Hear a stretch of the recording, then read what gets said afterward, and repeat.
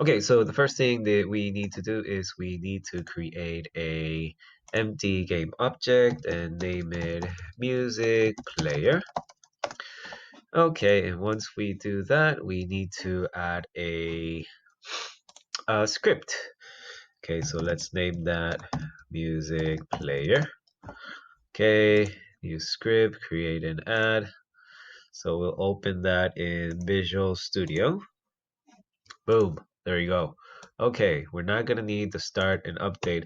So we're gonna set something up called a singleton, and I'll have more information on the link there. But I learned this on Udemy's a Unity class from Udemy. The guys were from GameDev.net, and it's pretty useful. So let's see. We're gonna name this a setup singleton.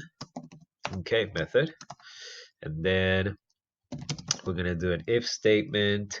If uh, find objects of type uh, get type get type, which means the type of music player. And I can see that I misspelled music player here. Okay, we'll fix that a little bit later. But get type, then that length. Um, yeah, if it's greater than 1, then what I want you to do, oh, it's yelling at me right now. Let's see, find objects of type, get type. Oh, there you go, here. And let's see. Okay, so pretty much what this is saying, if there are more than one music player game object, then what you need to do is to destroy it. So destroy this game object. Okay, now else, okay, else if there is not another game object, then you can just say, yeah, don't destroy it. So don't destroy load, and again, we have to point at the game object. And that's pretty much it. Let me fix this music player, okay? But then what we need to do is set up Singleton. Let's see.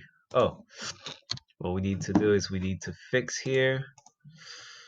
Uh, we need to rename that.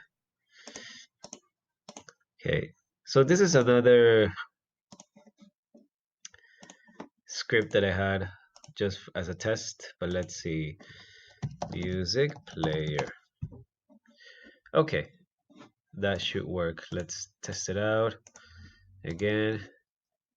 Okay, now one thing I forgot, very super important, is as soon as we need to write an awake method. So as soon as the game loads, or it will read this method that we created, right?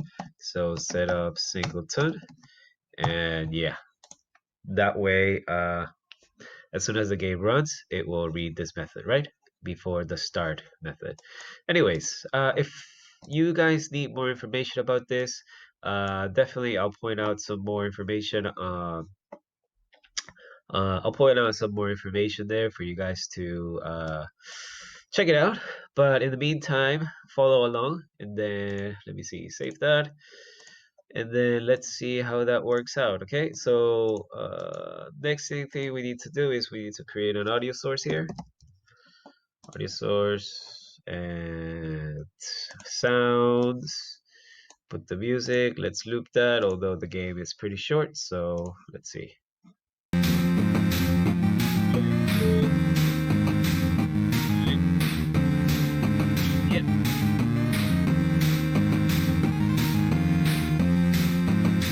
Yeah, as you guys can see, the game, even though the block hits or collides with other cubes, the music still goes on. It doesn't repeat, and when it jumps to the next level, it also doesn't repeat again. It just goes along, right? So that's a big that's a biggie. That's a big one.